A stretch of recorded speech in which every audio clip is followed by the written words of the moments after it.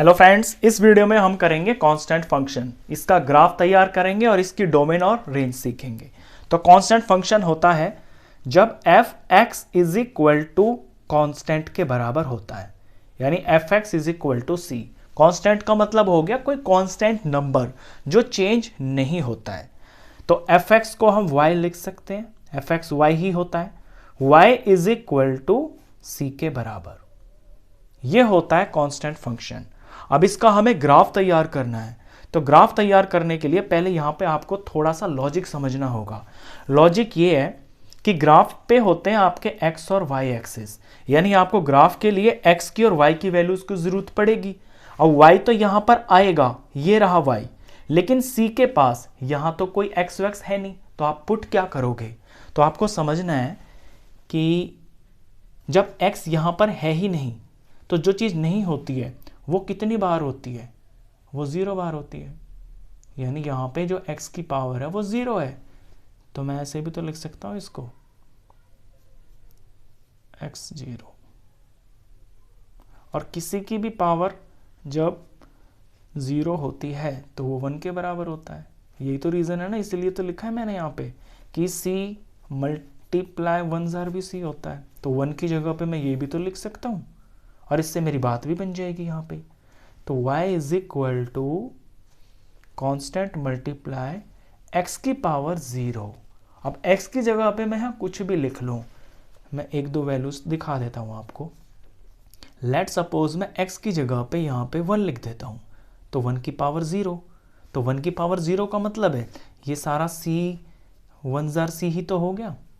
एक और भर के दिखा देता हूँ, c मल्टीप्लाई 2 की पावर 0।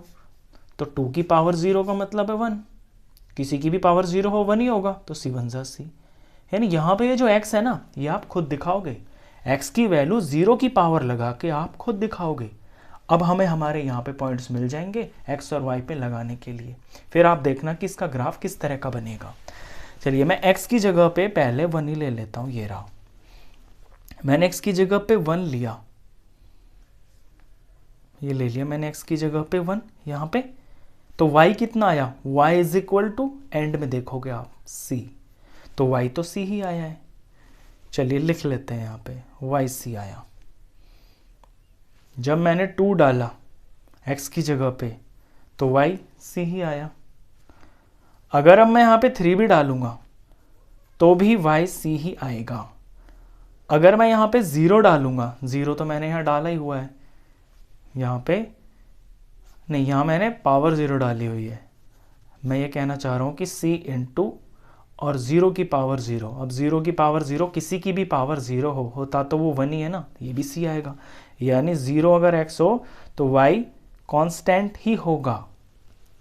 अगर -1 डालते हैं, y is equal to c into -1 की पावर 0, किसी की भी पावर 0 1 ही होता है तो भी c आएगा।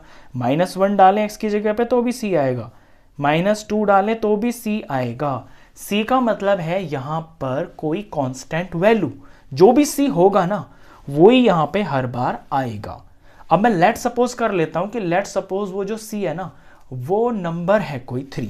यहां पे y मैं ऐसे लिखता हूं कि f x is equal to, ये कांस्टेंट है, और एफ एक्स ये जो कांस्टेंट वैल्यू है ना ये 3 है।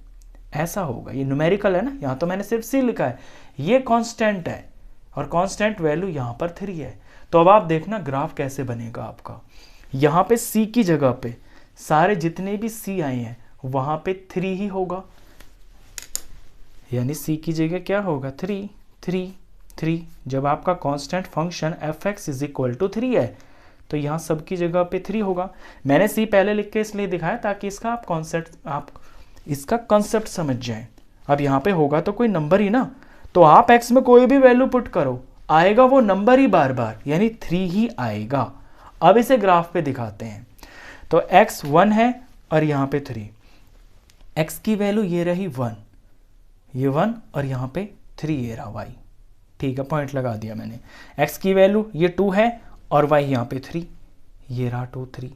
x की वैल्यू 3 है और y 3 3 3। फिर 0 है और यहाँ पे 3 0 3। फिर -1 x पे, और ये 3, ये रहा 3, -2 x पे, और यहाँ पे कांस्टेंट में ये 3 है, ये रहा 3। अब आप देख रहे हो कि ये जो यहाँ पे ग्राफ बनेगा ना, ये बिल्कुल एक स्ट्रेट लाइन होगी और x एक्सिस के पैरेलल होगी। तो इसे ज्वाइन कर देते हैं हम। तो कांस्टेंट फंक्शन की यही इसके अंदर क्वालिटी होती है कि कांस्टेंट फंक्शन में जो आपका ग्राफ बनेगा ये स्ट्रेट लाइन बनेगी यहाँ पे, और ये जो स्ट्रेट लाइन है ये x एक्सिस के पैरेलल ही होगी। और ये कितने यूनिट ऊपर होगी? जितना यहाँ पे fx इज इक्वल टू आपको दे रखा होगा। यहाँ पे fx इज इक्वल टू 3 दे रखा है, तो ये 3 डिस्टेंस ऊपर होगी। यहाँ पे पॉजिटिव है ना, ये नेगेटिव भी हो सकता है। fx इज इक्वल टू अगर -3 होता तो ये -3 यहाँ लाइन यहाँ पे बनती। अगर fx इज इक्वल टू 2 होता तो फिर जो लाइन बनती वो यहाँ पे बनती है ऐसे, ये जो मैं ब्लू बना रहा हूँ। अगर fx इज इक्वल टू 2 होता, यानी y के +2 पर ये लाइन बनती ऐसे। ये line fx is equal to 2 की है। तो ये होता है कांस्टेंट फंक्शन, आप समझ गए होंगे। अब आते हैं इसके डोमेन और रेंज पे। चलिए इसका डोमेन और रेंज लिखते हैं। तो यहाँ पे मैं डोमेन लिख रहा हूँ। अब डोमेन में x की वैल्यूज होती है, ये x की यहाँ पे लाइन देख रहे हो आप। x की मैं कोई भी वैल्यू पुट कर सकता हूँ ना, यहाँ पे 1 2 3 0 -1 -2 -2.5 3.6 कुछ भी। जब मैं x की कोई भी वैल्यू पुट कर सकता हूँ यहाँ पे, यानी कि कोई भी नंबर पुट कर सकता हूँ, तो कोई भी का मतलब है मेरे जितने भी नंबर उनमें से कोई भी, वो क्या है? Real number. यानी x में तो कोई भी रियल नंबर यहाँ पे हो सकता है। ये तो डोमेन हो गया। अब आते हैं रेंज में। रेंज होती है, रेंज निकलती है y की वैल्यू से। अब यहाँ y देख लीजिए आप कुछ भी x डाल रहे हो तो y क्या आ रहा है? y तो c ही आ रहा है ना, हर बार c ही आएगा, चाहे नंबर कोई भी डालो आप, प्लस का, 0 डालो, माइनस का डालो, डेसिमल का डालो, फ्रैक्शन डालो, कुछ भी डालो, y तो सिर्फ आपका ये कांस्टेंट ही आएगा, यानी c ही आएगा। तो c ही इसकी रेंज होगी। तो रेंज हो गई इसकी c। तो ये था कांस्टेंट फंक्शन, इसका ग्राफ और इसके डोमेन और रेंज। ये खत्म। नेक्स्ट फंक्शन नेक्स्ट वीडियो में करेंगे।